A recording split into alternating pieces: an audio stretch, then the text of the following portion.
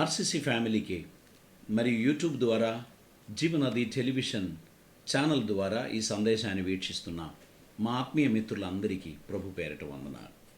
ఈరోజు కూడా మనం అపోస్తలుడైన పేతురు గారు రాసిన మొదటి పత్రిక మొదటి అధ్యాయం మూడవ అధ్యాయం 20వ వచనము 21వ వచనం మనం చదువుదామండి.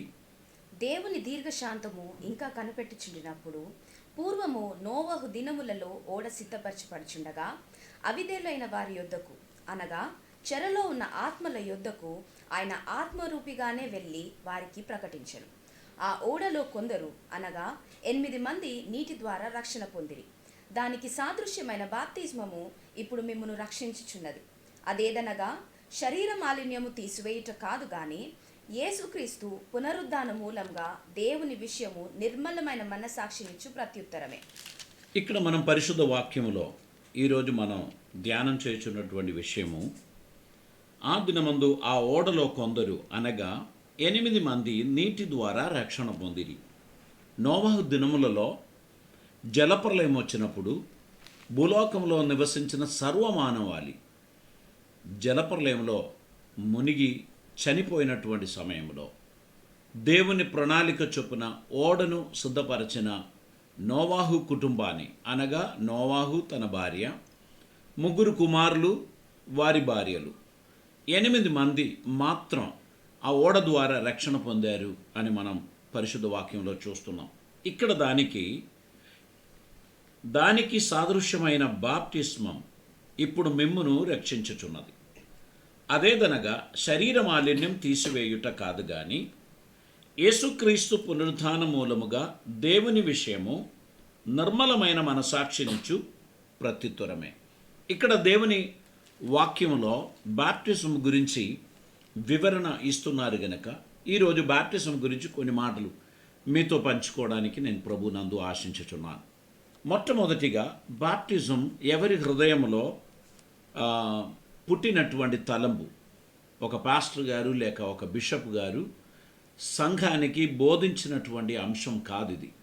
మనం పరిశుద్ధ వాక్యాన్ని పఠనం చేస్తున్నప్పుడు లూకా సువార్త 7వ అధ్యాయం 30వ వచనంలో యేసు ప్రభు స్వయంగా పరిచర్యలోకి వచ్చుచున్నటువంటి సందర్భంలో అక్కడ బాప్టిజం ఇచ్చే యోహాను ద్వారా అనేక మంది బాప్టిజం పొందుచున్నటువంటి సందర్భమును గురించి ఈ విధంగా రాయబడి ఉన్నారు. ఒకసారి మనం చదువుదాం. లూకా సువార్త 7వ అధ్యాయం 30వ వచనం.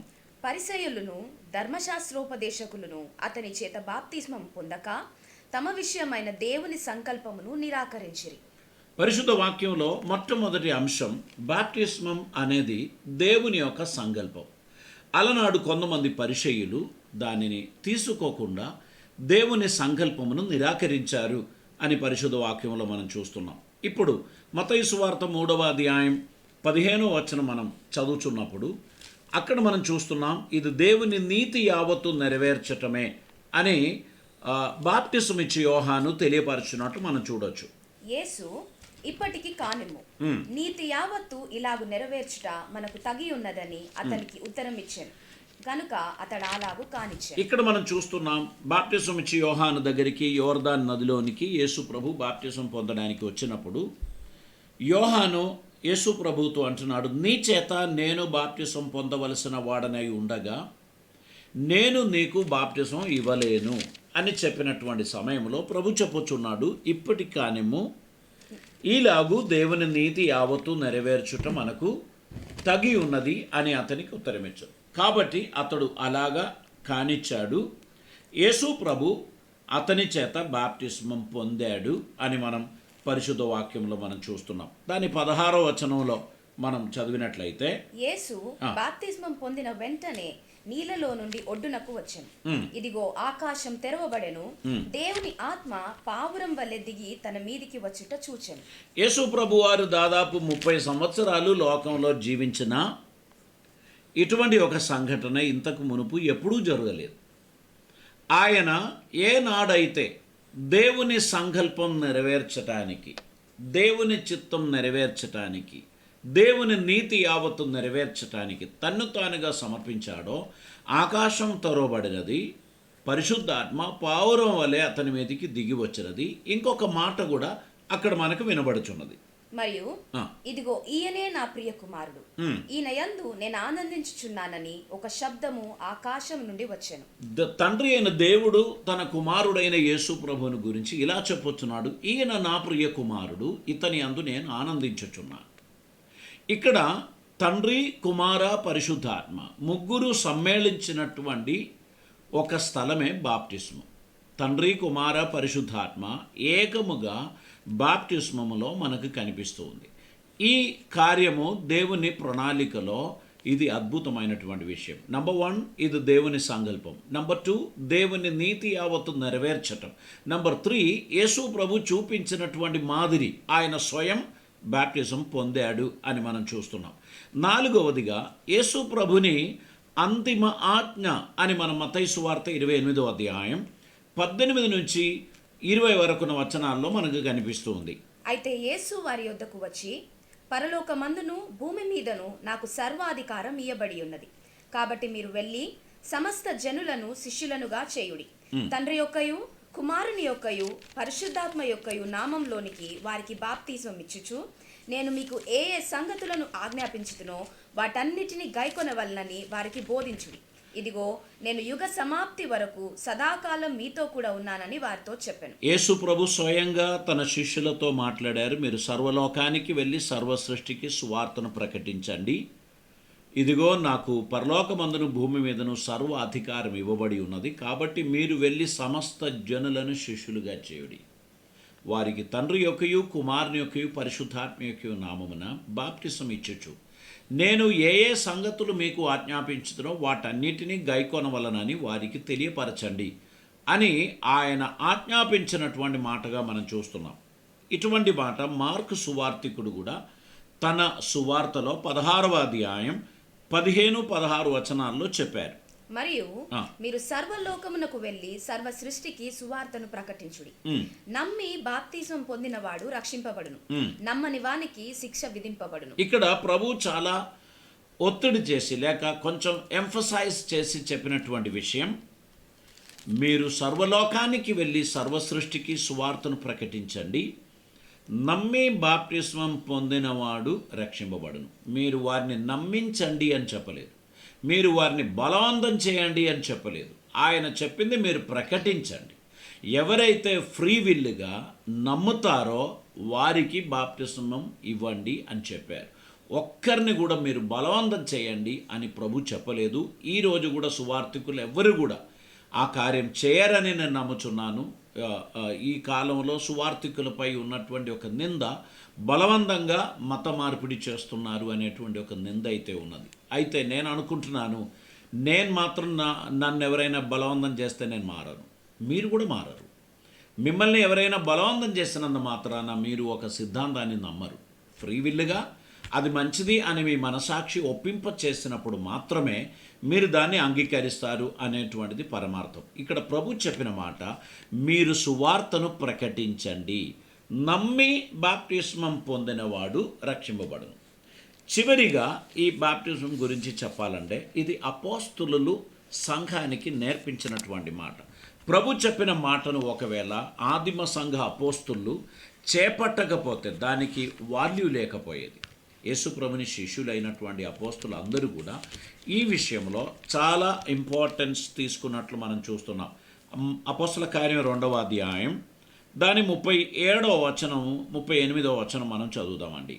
వారు ఈ మాట విని హృదయంలో నొచ్చుకొని, సహోదరులారా, మేమేమి చేతుమని పేతురును కడమ అపోస్తులను అడగగా, పేతురు, మీరు మారు మనసు పొంది పాప క్షమాపణ నిమిత్తము ప్రతివాడు యేసుక్రీస్తు నామమున బాప్తిస్మం పొందుడి, అప్పుడు మీరు పరిశుద్ధాత్మ అను వరం పొందుదురు. ఇక్కడ ప్రభు తన శిష్యులతో చెప్పిన మాట వారు అలాగనే ప్రజలకు తెలియపరచారు.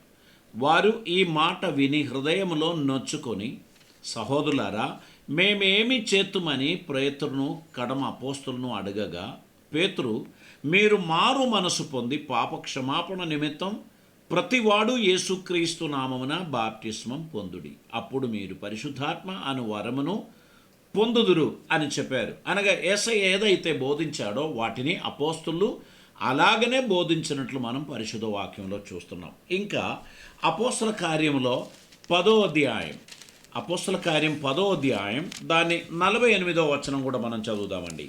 యేసుక్రీస్తు నామమందు వారు బాప్తిస్మం పొందవలెనని ఆజ్ఞాపించెను. ఇక్కడ అపోస్తలుడైన పేతురు మరలా వారికి కొర్నేలి ఇంటిలో చెప్పుచున్నారు, మీరు ఖచ్చితంగా యేసుక్రీస్తు నామమున బాప్తిస్మం పొందవలను అని చెప్పినట్లు మనం చూస్తున్నాం. 22వ అధ్యాయం 16వ వచనం కూడా చదువుదామండి. అపోస్తల కార్యం.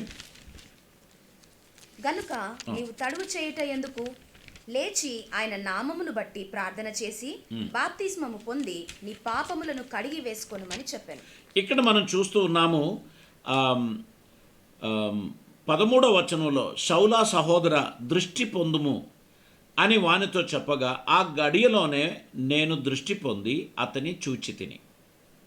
అప్పుడు అతడు మన పితరుల దేవుడు తన చిత్తమును తెలుసుకొనుటకును ఆ నీతిమంతుని చూచుటకును ఆయన నోటి మాట వినుటకును నిన్ను నియమించి ఉన్నాడు అని చెప్పాడు. నీవు కన్న వాటిని గూర్చియు విన్న వాటిని గూర్చియు సకల మనుషుల ఎదుట ఆయనకు సాక్షి అయి ఉందువు అని చెప్పినటువంటి సందర్భంలో అక్కడ గనుక నీవు తడవు చేయుట ఎందుకు? లేచి ఆయన నామమును బట్టి ప్రార్థన చేసి బాప్తిస్మం పొంది నీ పాపములను కడిగి వేసుకొనుమని అతనితో చెప్పాను. అంతటా నేను యెరూషలేమునకు తిరిగి వచ్చి దేవాలయములో ప్రార్థన చేయుచుండగా పరవశుడనై ప్రభువును చూచితిని. ఇదన్నీ కూడా షౌలు గారి లేక పౌలు గారి ఒక సాక్షి అని మనం చూస్తున్నాం. అతనితో అనన్య ఈ మాట చెప్పాడు, నువ్వు ఖచ్చితంగా లేచి ప్రభు మాటను బట్టి నువ్వు బాప్తిజం తీసుకోవాలి అని చెప్పారు. అంటే నేను ఎందుకు చెప్తున్నానంటే అపోస్తలులు ఈ మాటను చాలా గంభీరంగా ఆనాటి సంఘానికి నేర్పించారు కనుక బాప్తిస్మం అనేటువంటిది చాలా ప్రాముఖ్యమైనటువంటిదిగా మనం గుర్తించాల్సినటువంటి అవసరత ఉంది. ఇప్పుడు మనం రోమాపత్రిక 6వ అధ్యాయం 3వ వచనం చదువుదాము. బాప్తిస్మం గురించి అపోస్తలుడైన పౌలు గారి మాటలో చెప్పుచున్న వివరణ చూద్దామండి. క్రీస్తు యేసులోనికి బాప్తిస్మం పొందిన మనమందరము ఆయన మరణంలోనికి బాప్తిస్మం పొందితమని మీరు ఎరుగరా? ఇక్కడ బాప్తిజం యేసుక్రీస్తుని మరణములో ఏకీభవించటమే బాప్తిజం. ఆయన సిలువలో మరణించాడు, మనము ఆయన మరణముతో ఏకీభవిస్తున్నాం. ఇక్కడ క్రీస్తులోనికి బాప్తిస్మం పొందిన మనమందరము ఆయన మరణములోనికి బాప్తిస్మం పొందితిమి అని మీరు ఎరుగరా? ఇక్కడ ఒక సంఘములోనికి చేరడానికి కాదు బాప్తిజం, ఒక మతం పుచ్చుకోవడానికి కాదు బాప్తిజం. లోకరక్షకుడైన యేసుక్రీస్తుని ఎవరైనా తన హృదయములో ఆహ్వానిస్తే ఆయనతో తనకున్న సహవాసాన్ని దృఢపరచుటకును ఆయన విలువైన మాటలకు విధేయత చూపించుటకును బాప్తిస్మమును దేవుని వాక్యములో పరిచయం చేశారు అనేటువంటి విషయాన్ని మీరు అర్థం చేసుకోవాలి. ఇక్కడ ఆయన మరణములోనికి మనం భాగస్థులము అవుతున్నాము. ఇంకా మనం చదివినట్లయితే 1 కొరింథీ పత్రిక 12వ అధ్యాయం దాని 13వ వచనాన్ని చదువుదామండి. ఎలాగనగా యూదులమైనను గ్రీసు దేశస్థులమైనను దాసులమైనను స్వతంత్రులమైనను మనమందరము ఒక్క శరీరంలోనికి ఒక్క ఆత్మయందే బాప్తిస్మం పొందితిమి. ఇక్కడ అంటున్నారు గ్రీసు దేశస్థుడని లేదు, ఇక్కడ యూదుడని లేదు, ఇక్కడ ఏ విధమైన విభేదాలు లేదు. దాసుడని లేదు, స్వతంత్రుడని లేదు, యజమానుడని లేదు, బానిసుడని లేదు. ప్రతి ఒక్కరు కూడా క్రీస్తు నామమున బాప్తిస్మం పొందిన కారణమును బట్టి మనం ఆయన శరీరములో ఒక అంశముగా మనం ఉంటున్నాం, లేక ఒక అవయవముగా మనం ఉంటున్నాం. మనం అందరము ఒక శరీరములోనికి ఒక ఆత్మ యందే బాప్తిస్మం పొందితిమి. అందుకే క్రైస్తవ్యములో కులభేదాలు ఉండకూడదు. ఎవరైనా క్రైస్తవులు యేసు ప్రభుని సొంత రక్షకునిగా అంగీకరించిన తర్వాత కూడా మీ కులానికి మీరు ఎక్కువ ఇంపార్టెన్స్ ఇస్తున్నట్లయితే ఈ వాక్యాన్ని మీరు అర్థం చేసుకోలేదు అనేటువంటిది చాలా స్పష్టం. యేసుక్రీస్తు రక్తంలో కడగబడిన బిడ్డలు అందరూ ఒక్క తండ్రి పిల్లలుగా ఉండవలసినటువంటిదే, ఒక్క కుటుంబానికి సభ్యులుగా ఉండవలసినటువంటిదే. మనకు మళ్ళీ విభేదాలు మనం మెయింటైన్ చేయడానికి దేవుడు ఆశించడం లేదు అనేటువంటి ఒక సత్యాన్ని మనం అంగీకరించాలి. చూడండి, గలతీ పత్రిక 3వ అధ్యాయం 27వ వచనంలో అపోస్తలుడైన పౌలు గలతీలో ఉన్న విశ్వాసులకు ఈ మాట తెలియపరుస్తున్నారు. క్రీస్తులోనికి బాప్తిస్మం పొందిన మీరందరూ ఆ. క్రీస్తును ధరించుకొని ఉన్నారు. ఇప్పుడు ఎవరైతే బాప్టిజం పొందారో వారందరూ యేసు ప్రభువుని ధరించినటువంటి వారిగా ఉన్నారు. క్రీస్తును ధరించినటువంటి ఒక విశ్వాసిని ఎవరైనా దూషించినా నిందించినా అతడు ప్రతీకారం చేయడానికి వీలు లేదు. ఎందుకనగా ఆయన క్రీస్తును ధరించుకొని ఉన్నాడు. కాబట్టి ప్రతి విశ్వాసి తన్ను తానుగా సమర్పించుకోవడానికి, తగ్గింపుతో వినయముతో జీవించడానికి దేవుడు ఆశించుచున్నాడు. మనమందరం క్రీస్తును ధరించుకొని ఉన్నాము అనేటువంటి సత్యాన్ని మనం అంగీకరించాలి. గలతీ పత్రిక 2వ అధ్యాయం 12వ వచనాన్ని మనం చదువుదామండి. అయితే కేఫా అంతియోకయకు వచ్చినప్పుడు అతడు అపరాధిగా తీర్చబడెను గనక నేను ముఖాముఖిగా అతనిని ఎదిరించితిని. ఏలయనగా యాకోబు నొద్ద నుండి కొందరు రాక మునుపు అతడు అన్యజనులతో భోజనం చేయుచుండెను గాని వారు రాగానే సున్నతి పొందిన వారికి భయపడి వెనుక తీసి వేరైపోయాను. చూసారా, ఆ కాలంలో కూడా ఈ సమస్య ఉండే. అయితే అపోస్తులు ఎవరు కూడా దాన్ని ఎంటర్టైన్ చేయలేదు. మనమందరం యేసుక్రీస్తుని రక్తంలో కడుగబడిన బిడ్డలం, మనమందరము దేవుని వారసులం, మనమందరము తోటి సహోదరులం, మనమందరము అన్యోన్యం ఐక్యత ప్రేమ కలిగి నడవడానికి దేవుడు పిలిచారు అనేటువంటి సత్యాన్ని తెలియపరచడం జరిగింది. కనుక మనం ఎదుటి వ్యక్తికి ఇచ్చేటువంటి గౌరవం ఇస్తూ కూడా దేవుణ్ణి మహిమపరచే విషయంలో ఆసక్తిని సంతోషమును కలిగినటువంటి వారిగా మనం ఉండాల్సినటువంటి అవసరత ఉంది. ఇంకా బాప్టిజం తీసుకున్నటువంటి కొంతమంది ఉదాహరణలు, కొన్ని ఎగ్జాంపుల్స్ నేను మీకు చెప్పడానికి ఆశిస్తున్నాను. అపోస్తల కార్యం 2వ అధ్యాయం 41వ వచనం మనం చూసినట్లయితే అక్కడ ఆ పెంతెకోస్తు పండుగ దినమందు పేతురు గారు చేసిన ప్రసంగములో ఆయన వాక్యం విని హృదయంలో నొచ్చుకొనిన వారు, సహోదరులారా మేమేమి చేతుము అని పేతురును కడమ అపోస్తులను అడిగినప్పుడు, మీలో ప్రతి ఒక్కరిను మారు మనసు పొంది మీ పాప క్షమాపణ నిమిత్తం యేసుక్రీస్తు నామమున బాప్తిస్మం పొందుడి అని అతడు చెప్పాడు. అతని వాక్యమును గైకొనిన వారు 41వ వచనం చదువుమా. కాబట్టి అతని వాక్యం అంగీకరించిన వారు బాప్తిస్మం పొందిరి. ఆ దినమందు ఇంచుమించు 3,000 మంది చేర్చబడి. ఆ దినమందు ఇంచుమించు 3,000 మంది చేర్చబడి అతని వాక్యం అంగీకరించిన వారు ఆనాడు బాప్తిసం పొందిరి అని మనం పరిశుద్ధ వాక్యంలో చూస్తున్నాం. కనుక దేవుని వాక్యమును అంగీకరించినటువంటి వారు బాప్తిసం పొందుతున్నారు. ఇక్కడ మనం పరిశుద్ధ వాక్యాన్ని మనం చూసినట్లయితే ఆయన వాక్యం అంగీకరించిన ఆదిమ విశ్వాసులు బాప్టిజం పొందారు. ఇంకా చూసినట్లయితే దాని యొక్క 8వ అధ్యాయం అపోస్తల కార్యం 8వ అధ్యాయం 12వ వచనం చదువుదామండి. అయితే ఫిలిప్పు దేవుని రాజ్యమును గూర్చియు యేసుక్రీస్తు నామమును గూర్చియు సువార్త ప్రకటించుచుండగా వారతని నమ్మి పురుషులను స్త్రీలను బాప్తిస్మం పొందిరి. ఇక్కడ మనం చూస్తూ ఉన్నాం, ఫిలిప్పు సువార్త ప్రకటించుచున్నటువంటి సమయంలో అతని మాట నమ్మినటువంటి వారు అతని వాక్యమును అంగీకరించి విశ్వసించి వారు బాప్తిసం పొందారు అని మనం పరిశుద్ధ వాక్యంలో చూస్తున్నాం. ఇంకా మనం చూసినట్లయితే 8వ అధ్యాయం 38వ వచనం చదువుదామండి. ఫిలిప్పు నపుంసకుడును ఇద్దరును నీళ్ళలోనికి దిగిరి.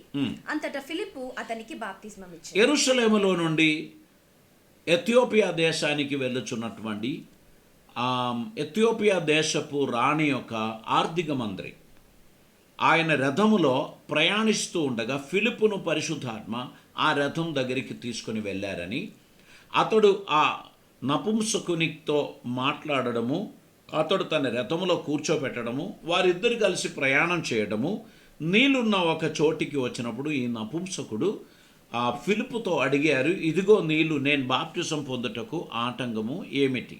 అప్పుడు ఫిలిప్ చెప్పారు, నీవు విశ్వసించుచున్నట్లయితే. చదువమ్మా.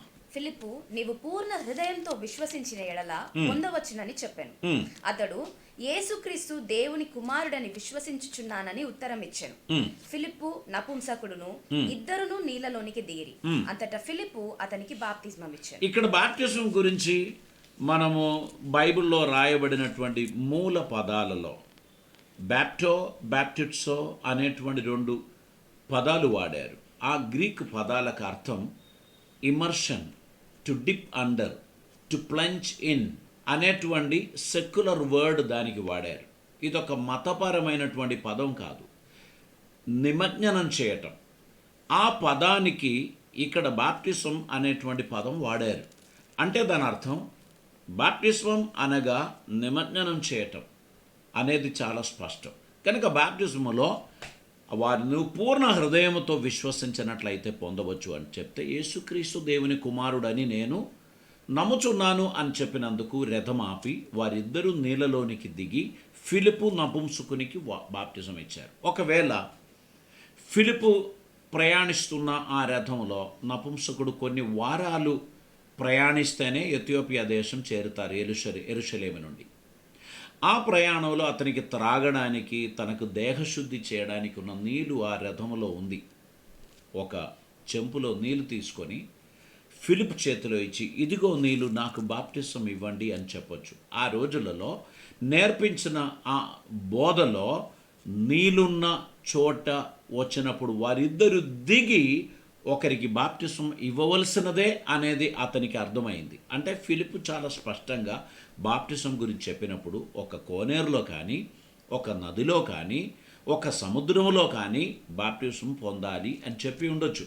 అందుకే ఆ ఎక్కువ నీళ్ళున్న చోటికి వచ్చినప్పుడు రథం ఆపుమని ఆజ్ఞాపించాడు. ఆ తర్వాత ఇదిగో నీళ్ళు, నాకు బాప్టిజం ఇవ్వడానికి అభ్యంతరం ఏంటి అని అడిగినప్పుడు నువ్వు పూర్ణ హృదయంతో విశ్వసించినట్లయితే ఇవ్వచ్చు అని చెప్పారు. ఇవన్నీ కూడా మనకు తెలియపరిచేది చిలకరింపు అనేది బిబ్లికల్ ప్రిన్సిపల్ కాదు. వాక్యానుసారంగా బాప్టిజం అనగా నీళ్ళలో మునిగి బాప్టిజం పొందవలసినదే అని పరిశుద్ధ వాక్యం చెప్తున్నారు. ఈ విషయంలో బహుశా కొంతమంది ఆత్మీయులైన స్నేహితులకు అభిప్రాయ భేదాలు ఉండొచ్చు. నేను దాన్ని ఖండించడానికి ప్రయత్నం చేయడం లేదు, కానీ బైబిల్లో ఉన్న సత్యాన్ని నిష్పక్షపాతంగా నిర్మలమైన మనసాక్షితో నేను మీకు బోధించుచున్నాను. విశ్వసించడం, అంగీకరించడం అది మీకు వదిలేస్తున్నాను. ఈ భాగం చెప్పి నేను ముందుకు వెళ్తున్నాను. అపోస్తల కార్యం 9వ అధ్యాయం దాని 18వ వచనం చదువుదాం. అప్పుడే అతని కన్నుల నుండి పొరల వంటివి రాలగా దృష్టి కలిగి లేచి బాప్తిస్మం పొందెను. తర్వాత ఆహారం పుచ్చుకొని బలపడెను. ఇక్కడ దేవుని వాక్యం అంగీకరించినటువంటి వారందరూ చేసినటువంటి కార్యాన్ని ఇక్కడ తెలియపరుస్తున్నారు. ఇంకా మనం చదివినట్లయితే అపోస్తల కార్యం 16వ అధ్యాయం 15వ వచనంలో లుదియా అనేటువంటి ఒక ఊదారంగు వ్యాపారం చేసినటువంటి ఒక స్త్రీ తుయతైర అనేటువంటి ఊరిలో ఉండే. ఆమె కూడా సువార్తను అంగీకరించి యేసు ప్రభు నామమున బాప్టిజం పొందినట్లు బైబిల్ చెప్తున్నారు. ఆమెయు ఆమె ఇంటి వారును బాప్తిస్మం పొందినప్పుడు ఆమె, నేను ప్రభువునందు విశ్వాసం గలదానని మీరు ఎంచితే నా ఇంటికి వచ్చి ఉండుడని వేడుకొని మమ్మను బలవంతం చేశాను. ఇక్కడ దేవుని పరిచారకులు ప్రయాణిస్తున్నటువంటి సమయంలో ఈ స్త్రీని గురించి 14వ వచనంలో ఉంది. అప్పుడు లుదియాను దైవభక్తి గల ఒక స్త్రీ వినుచుండెను. ఆమె ఊదారంగు పొడిని ఊదారంగు పొడిని అమ్ము తుయతైర పట్టణస్థురాలు. ప్రభువు ఆమె హృదయం తెరచెను గనక పౌలు చెప్పిన మాటల యందు లక్ష్యముంచెను. ప్రభు ఆమె హృదయం తెరచెను గనక పౌలు తెరవలే. ప్రభు ఆమె హృదయమును తెరచెను గనక ఆమెయు ఆమె ఇంటి వారందరూ ఆ మాటల యందు లక్ష్యముంచెను. వారు అతని చేత బాప్టిస్మం పొందినప్పుడు ఆమె చెప్పారు, మీరు నన్ను అంగీకరించుచున్నట్లయితే, నేను ప్రభునందు విశ్వాసము ఉంచిన దాని అని మీరు నమ్ముచున్నట్లయితే నా ఇంటికి రండి అని చెప్పి వారిని ఆహ్వానించారు. వారు వెళ్ళి ఆమె ఇంటిని ఆశీర్వదించినట్లు పరిశుద్ధ వాక్యంలో మనం చూస్తున్నాం. 16వ అధ్యాయం 33వ వచనం చదువుదామండి. రాత్రి ఆ గడియలోనే అతడు వారిని తీసుకొని వచ్చి వారి గాయములు కడిగెను. వెంటనే అతడును అతని ఇంటి వారందరూ బాప్తిస్మం పొందారు. ఇక్కడ ఫిలిపియన్ జైలర్ను గురించి చెప్పుచున్నారు. ఫిలిపి కారాగారంలో పౌలు శిలయు వారిద్దరూ ఎంతో గాయపరచబడి సంకెలు వేయబడి వారు చెరసాలలో వేయబడ్డారు. అర్ధరాత్రి వేళలో పౌలు శిలయు వారిరువురు లేచి దేవుని పాడి స్తుతించినటువంటి సమయంలో కారాగారం యొక్క పునాది అదిరింది. వారి చేతిలో ఉన్న సంకెలు ఊడిపోయింది. కారాగారపు తలుపులు తెరవబడినది. ఖైదీలందరూ ఈ వింతైన కార్యం చూచి ఆశ్చర్యపోయారు. అయితే అందరూ కారాగారం నుంచి పారిపోయారని జైలర్ అనుకొని తన కత్తి తీసుకొని స్వయం పొడిచి చావడానికి ఆత్మహత్య ప్రయత్నం చేస్తుండగా పౌలు చెప్పాడు, నీవు నీకేమీ హాని కలుగ చేయొద్దు, మేమందరం ఇక్కడనే ఉన్నాం, ఎవ్వరు కూడా ఇక్కడి నుంచి వెళ్ళలేదు అని చెప్పినప్పుడు అతడు లోపలకు వచ్చి, అయ్యలారా నన్ను మన్నించండి, క్షమించండి, నేను రక్షణ పొందడానికి ఏమి చేయాలి అని అడిగినప్పుడు, నువ్వు ప్రభునందు విశ్వాసం ఉంచు అని పౌలు గారు చెప్పినట్లు చూస్తున్నాం. అతని బయటికి తీసుకొచ్చి అతని గాయాలన్నీ కడిగి అతనికి వస్త్రం ఇచ్చి ఆయనను కూర్చోబెట్టి సువార్త వినినప్పుడు ఈ ఫిలిపియన్ జైలరు తన ఇంటి వారందరూ కూడా వాక్యాన్ని విని అంగీకరించి ఆ దినమందు అదే రాత్రిలో వారి బాప్తిస్మం పొందారు అని పరిశుద్ధ వాక్యం తెలియపరచుచున్నారు. ప్రియులరా, దేవుని వాక్యంలో ఈ విధంగానే పరిశుద్ధాత్మ దేవుడు ఆరంభ దినాల్లో కార్యాలు చేశారు. ఈ కాలంలో కూడా పరిశుద్ధాత్మకి ఏమీ మార్పు జరగలేదు. విశ్వసించే వారి ద్వారా అద్భుతములు, సూచక క్రియలు ఆయన చేస్తాడు. ఎవరైతే ప్రభునందు విశ్వాసం ఉంచుతారో వారి జీవితంలో అద్భుతమైన కార్యాలు చేస్తాడు. ప్రభు అయిన యేసు నామముందు విశ్వాసం ఉంచుచున్నటువంటి ఆ ఫిలిపియన్ జైలర్ తన కుటుంబ సభ్యులందరితో పాటు యేసు ప్రభుని అంగీకరించారు, యేసు ప్రభుని వాక్యాన్ని గైకొన్నారు అని మనం పరిశుద్ధ వాక్యంలో చూస్తున్నాం. ఇంకా మనం చూసినట్లయితే అపోస్తల కార్యం 18వ అధ్యాయం 8వ వచనాన్ని మనం చదువుదామండి. ఆ సమాజ మందిరపు అధికారి అయిన క్రిస్పు తన ఇంటి వారితో కూడా ప్రభువునందు విశ్వాసం ఉంచెను.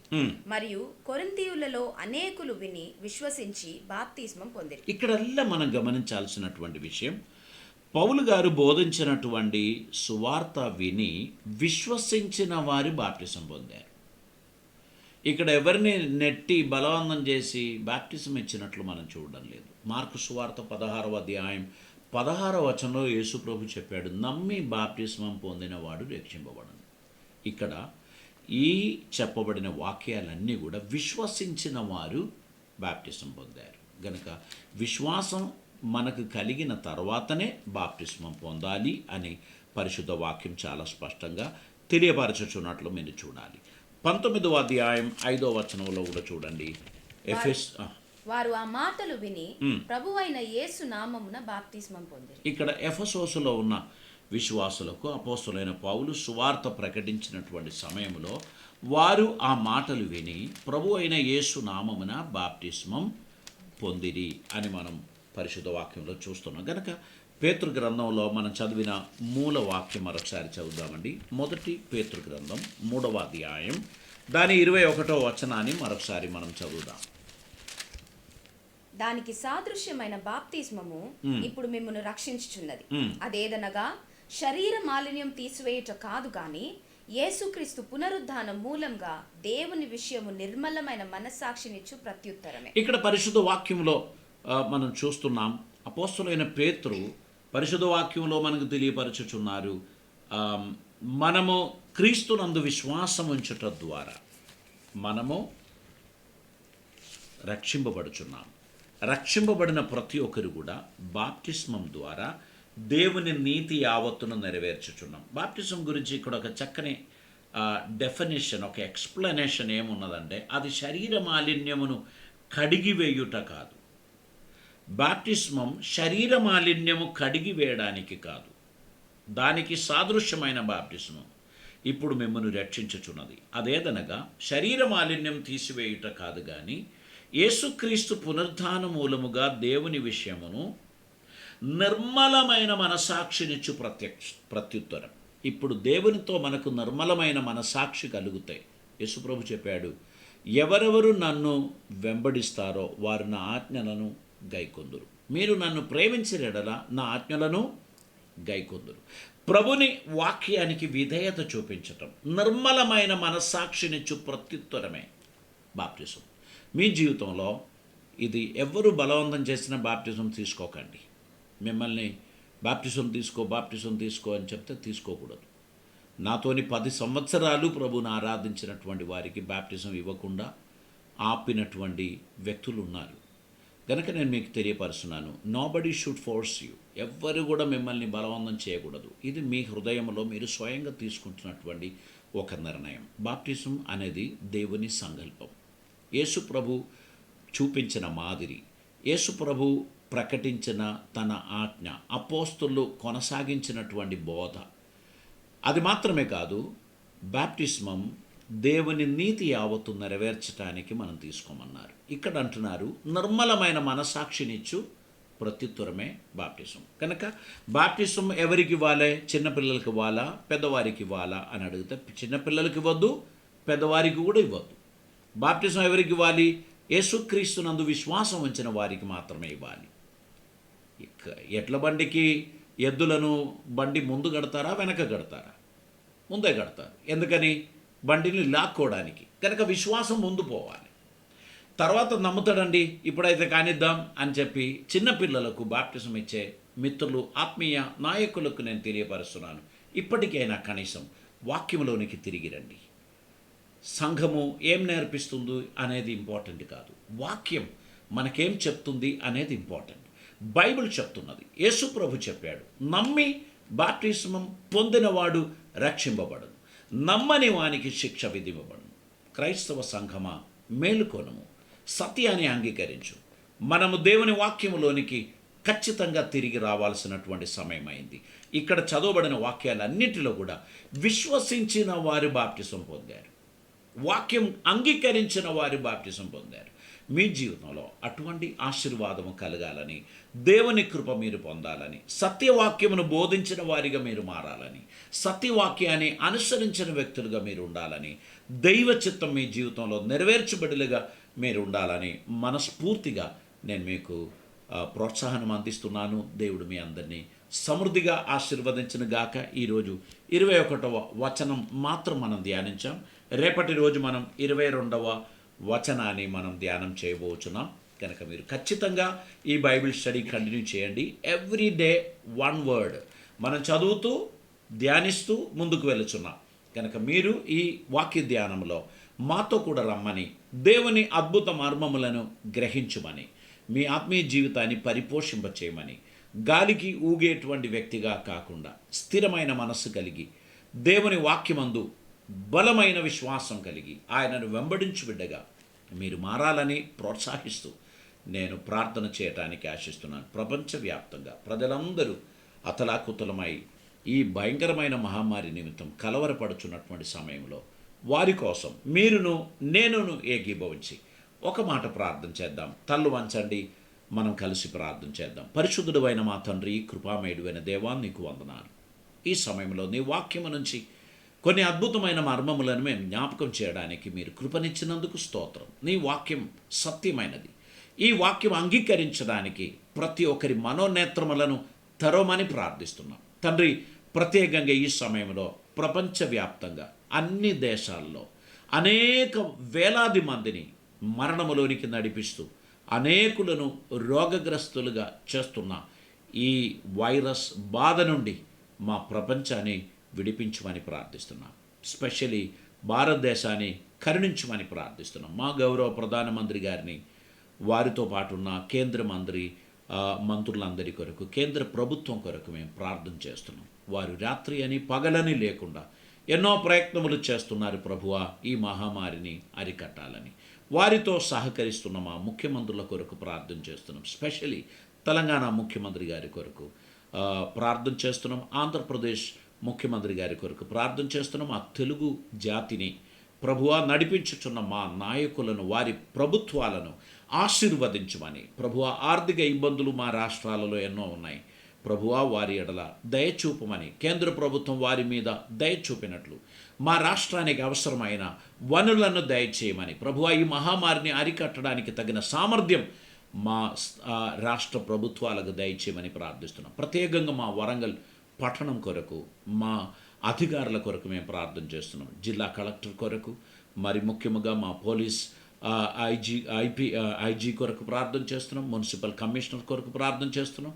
ఈ పట్టణంలో ఉన్న సిబ్బందుల కొరకు ప్రార్థన చేస్తున్నాం. హెల్త్ వర్కర్స్ కొరకు, డాక్టర్స్ కొరకు, నర్సెస్ కొరకు ప్రార్థన చేస్తున్నాం. తండ్రి, మా దేశంలోని ప్రతి ప్రాంతంలో నుండి ఈ వైరస్ను అణిచివేయమని ప్రార్థిస్తున్నాం.